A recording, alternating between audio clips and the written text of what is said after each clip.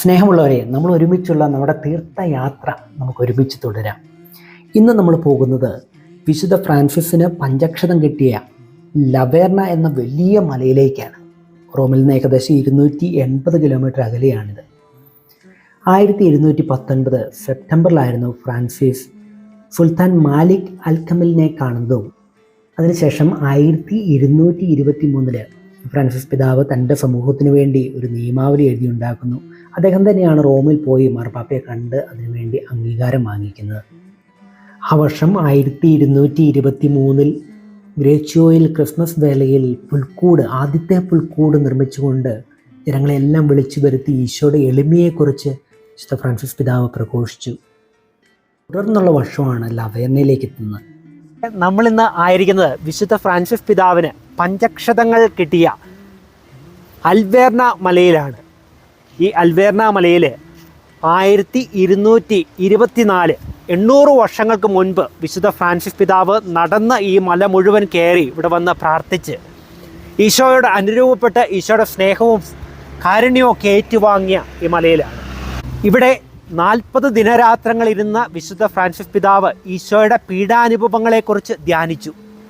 ഈശോയുടെ സഹനങ്ങളെക്കുറിച്ച് ധ്യാനിച്ച് ആ സഹനങ്ങൾ സ്വന്തം ശരീരത്തിലേക്ക് ഏറ്റുവാങ്ങുകയായിരുന്നു. 4209 അടി ഉയരമുള്ള ഒരു വലിയ മലയാണ് ലവേർണ. മലമുകളിലെ ചെങ്കുത്തായ പാറകൾ വന്യമായ ഒരു ദൃശ്യ സൗന്ദര്യം ഈ ലവേർണയ്ക്ക് പ്രദാനം ചെയ്യുന്നുണ്ട്. ദീർഘനാളുകളിലെ ഗുഹകളിലും മലമുകളിലൊക്കെ ഇരുന്ന് പ്രാർത്ഥിക്കുക പതിവായിരുന്ന ഫ്രാൻസിസിൻ്റെ ഉപയോഗത്തിനായി ഒർലാൻഡോ പ്രഭു ലവേർണ എന്ന തൻ്റെ മല വിട്ടുകൊടുക്കുകയായിരുന്നു. ആത്മീയമായിട്ട് ഫ്രാൻസിസ് പിതാവ് അതീവ സന്തുഷ്ടനായിരുന്നെങ്കിലും സുദീർഘമായ യാത്രയും ദീർഘമായ ഉപവാസവും തപശ്ചര്യയും അതുപോലെ കഠിനമായ തണുപ്പിൽ നിന്ന് ശരീരത്തിന് വേണ്ടത്ര സംരക്ഷണം നൽകാത്തത് കൊണ്ട് മൂലം പലവിധ ശാരീരിക ക്ലേശങ്ങളും അദ്ദേഹത്തെ അലട്ടിക്കൊണ്ടിരുന്നു. എന്നിട്ടും ഹേമന്തകാലമായപ്പോൾ അദ്ദേഹം സഹോദരൻ ലിയോയോടൊപ്പം ലവേർണ മലയിലേക്ക് പ്രാർത്ഥിക്കാനായിട്ട് യാത്രയാവുകയാണ്. ഓഗസ്റ്റ് 15 പരിശുദ്ധ അമ്മയുടെ സ്വർഗാരോപണ തിരുനാൾ മുതൽ സെപ്റ്റംബർ 29 മുഖ്യദൂതനായ വിശുദ്ധ മിഗേലിൻ്റെ തിരുനാൾ വരെ നീളുന്നതാണ് നോമ്പാചരണം. നമ്മളിതാ ലവേർണ മലയുടെ മുകളിൽ ഭാഗത്തേക്ക് ബസലിക്ക പള്ളിയിലേക്ക് എത്തിയിരിക്കുകയാണ്. ഫ്രാൻസിസ് പിതാവിന് പഞ്ചക്ഷതം കിട്ടുന്നത് ഈ മലയുടെ ഏറ്റവും തുഞ്ചത്ത് പോയിരുന്ന് ആ ഏറ്റവും തുഞ്ചത്തായിട്ടുള്ള സ്ഥലത്ത് ഇരുന്ന് പ്രാർത്ഥിക്കുമ്പോഴാണ് പഞ്ചക്ഷതം കിട്ടുക. നോക്കുക, ഇത് കെട്ടി ഉണ്ടാക്കിയേക്കുന്ന ഈ പള്ളി എങ്ങനെ പണിത് ഉണ്ടാക്കിയെന്നുള്ളതും നമ്മളെ ആശ്ചര്യപ്പെടുത്തുന്ന ഒന്നാണ്.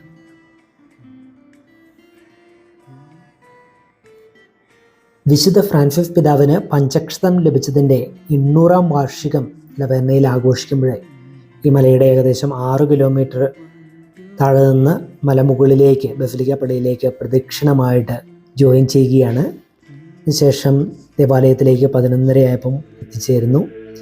ഈ നൈറ്റ് വിജിലാണ്. വിശുദ്ധ ഫ്രാൻസിസിന് പഞ്ചക്ഷതം ലഭിച്ചതിൻ്റെ അനുസ്മരണ പ്രാർത്ഥനകളാണ് ഇനി ദേവാലയത്തിൽ നടക്കുക.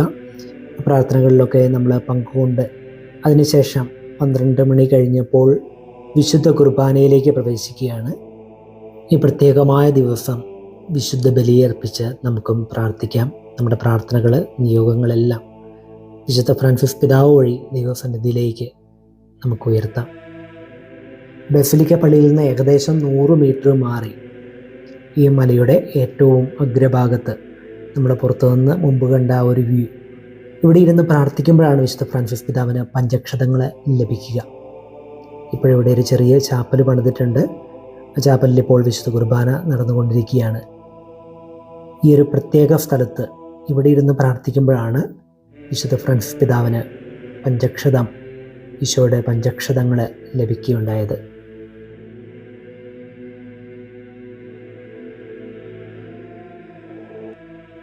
ഇതിനോടടുത്ത് തന്നെ വിശുദ്ധ ഫ്രാൻസിസ് പിതാവ് തൻ്റെ പ്രാർത്ഥനയുടെ ഉപവാസത്തിൻ്റെ 40 ദിനങ്ങൾ ചെലവഴിച്ചപ്പോൾ അല്പം വിശ്രമിക്കുവാനായിട്ട് ഇരുന്ന പാറക്കെട്ടുകളുടെ ഉള്ളിലേക്ക് നമ്മൾ പ്രവേശിക്കുകയാണ്. മഴയൊന്നും കൊള്ളാതെ വിശ്രമിക്കുവാനായിട്ട് അല്പനേരം ചെലവഴിച്ച സ്ഥലമാണിത്. ഈ ദിവസങ്ങളിൽ സെപ്റ്റംബർ 14 കുരിശിൻ്റെ പുകഴ്ചയുടെ തിരുനാളിനോടടുത്ത് ഫ്രാൻസിസ് പിതാവിന് വളരെ സവിശേഷമായൊരു ദർശനമുണ്ടാവുകയാണ്. പ്രാർത്ഥനയിലായിരുന്ന അദ്ദേഹം നോക്കുമ്പോൾ തൻ്റെ മുമ്പിൽ തനിക്ക് മുകളിലായി ക്രൂശിത രൂപത്തിലുള്ള ഒരു ദൈവീക മനുഷ്യനെയാണ് കാണുന്നത്. 2 ചിറകുകൾ മുകളിലേക്കും 2 ചിറകുകൾ വശങ്ങളിലേക്കും വിരിച്ച നിലയിലും 2 ചിറകുകൾ കൊണ്ട് ശരീരം മറച്ചു അതീവ ദയയോടെയാണ് അവൻ ഫ്രാൻസിസിനെ കടാക്ഷിച്ചത്. കൈത്തലങ്ങളും കാൽപാദങ്ങളും ക്രൂശിതനെ പോലെ ആണികളാൽ ബന്ധിതനായിരുന്നു. അവൻ വലിയ ദയയോടെയാണ് തന്നെ നോക്കിയത്. അന്നതിൽ ഫ്രാൻസിസ് വളരെ ആനന്ദം കൊണ്ടു. എന്നാൽ അവൻ്റെ മുഖത്ത് വേദന ഉണ്ടായിരുന്നെന്നതും അവൻ്റെ കൈകാലുകൾ ആണികളാൽ ബന്ധിതമായിരുന്നു എന്നതും ഫ്രാൻസിസിനെ വളരെ ദുഃഖിതനാക്കി. കുറച്ച് ദിവസം കഴിഞ്ഞ് ഫ്രാൻസിസിൻ്റെ കൈപ്പത്തികളിലും കാൽപാദങ്ങളിലും പാർശ്വത്തിലും ക്രൂശിതനായ കർത്താവിൻ്റേതുപോലെയുള്ള മുദ്രകൾ പതുക്കെ തെളിഞ്ഞു വന്നു. ഏതാനും ദിവസത്തേക്ക് ശേഷമാണ് പ്രസ്തുത മുദ്രകൾ കാണുന്നത്. സെപ്റ്റംബർ 17 സഭ വിശുദ്ധ ഫ്രാൻസിസിൻ്റെ പഞ്ചക്ഷത തിരുനാൾ അതുകൊണ്ട് ആചരിക്കുന്നത്. വിശുദ്ധ ഫ്രാൻസിസിന് ലഭിച്ച ഈ പഞ്ചക്ഷതം ആരും കാണരുത് എന്നുള്ളതായിരുന്നു ഫ്രാൻസിസിൻ്റെ ഒരു മനസ്സ്. മറ്റുള്ളവരിൽ നിന്ന് പരമാവധി അകലം പാലിച്ച് പിന്നീട് മിക്കവാറും അദ്ദേഹം ആശ്രമത്തിൽ വരാതെയായി. കൂടുതൽ സമയവും അദ്ദേഹം പർണശാലയിൽ കഴിച്ചുകൂട്ടി. ഇത്രയും കാലം നഗ്നപാതനായി നടന്നിരുന്ന ഫ്രാൻസിസ് മുൻവശം മൂടുന്ന തരത്തിലുള്ള തുകലിൻ്റെ ചെരുപ്പുകൾ ധരിക്കാൻ നടന്നു മാത്രം യാത്ര ചെയ്തിരുന്ന ഫ്രാൻസിസിനെ അവസാനം കഴുതപ്പുറത്തിരുത്തിയാണ് അസീസിയിലേക്ക് കൊണ്ടുവരുന്നത്.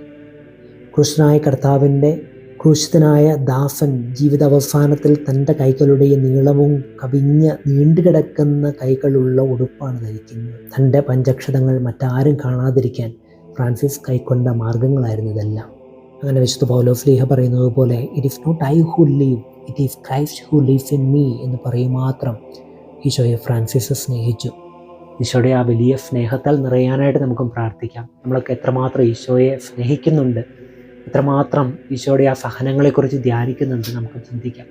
നമ്മുടെ രക്ഷയ്ക്ക് വേണ്ടി ഈശോ ഏറ്റെടുത്ത ആ സഹനങ്ങൾ, ഈശോ ഏറ്റെടുത്ത ആ മുറിവുകൾ, വിടാസഹനം നമുക്ക് ധ്യാനിക്കാം. ഈശോയെ അത്രമാത്രം സ്നേഹിച്ചുകൊണ്ട്, സ്നേഹം സ്നേഹിക്കപ്പെടുന്നില്ല എന്ന് പറഞ്ഞുകൊണ്ട് സ്നേഹത്തെ സ്നേഹിക്കാനായിട്ട്, ദൈവത്തെ സ്നേഹിക്കാനായിട്ട് ഫ്രാൻസിസ് കാണിച്ച ആ തിടുക്കം, ആ തീഷ്ണത നമുക്കും ഉണ്ടാകട്ടെ. വിശുദ്ധ ഫ്രാൻസിസ് പിതാവിന് പഞ്ചക്ഷതം ലഭിച്ച ലവേർണ മലയിൽ വിശുദ്ധ അന്തോണീസ് പുണ്യാളൻ വന്നിരുന്ന് പ്രാർത്ഥിക്കുമായിരുന്നു. തൊട്ടടുത്ത് തന്നെ വിശുദ്ധ അന്തോണീസ് പുണ്യാളൻ്റെ നാമത്തിൽ പണിതിരിക്കുന്ന ഒരു ചെറിയ ചാപ്പലാണ്. നമുക്കും പ്രാർത്ഥിക്കാം. തൻ്റെ ദൈവമായ കർത്താവിനെ പൂർണ്ണ ഹൃദയത്തോടും പൂർണ്ണ മനസ്സോടും പൂർണ്ണ ആത്മാവോടും സർവശക്തിയോടും കൂടെ സ്നേഹിച്ച വിശുദ്ധ ഫ്രാൻസിസിൻ്റെ മനസ്സിലും ആത്മാവിലും മാത്രമല്ല ശരീരത്തിൽ കൂടി തൻ്റെ പുത്രൻ്റെ രൂപം പതിപ്പിച്ചുറപ്പിച്ചത് ദൈവത്തിൻ്റെ മഹാകാരുണ്യവും പ്രതിസ്നേഹവുമാണല്ലോ. നമുക്കും ദൈവത്തെ സ്നേഹിക്കാം, പ്രാർത്ഥിക്കാം, അവിടുത്തെ വലിയ അനുഗ്രഹങ്ങളാൽ നിറയാം. നമ്മുടെ കർത്താവായ ഈശോ മിശിഹായുടെ കൃപയും പിതാവായ ദൈവത്തിൻ്റെ സ്നേഹവും പരിശുദ്ധാത്മാവിൻ്റെ സംസർഗവും വിശുദ്ധ ഫ്രാൻസിസ് അസിസിയുടെ മാധ്യസ്ഥവും നാം എല്ലാവരോടും കൂടെ ഉണ്ടായിരിക്കട്ടെ, ഇപ്പോഴും എപ്പോഴും എന്നേക്കും. ആമേൻ. ഈശോ മിശിഹായ്ക്ക് സ്തുതിയായിരിക്കട്ടെ.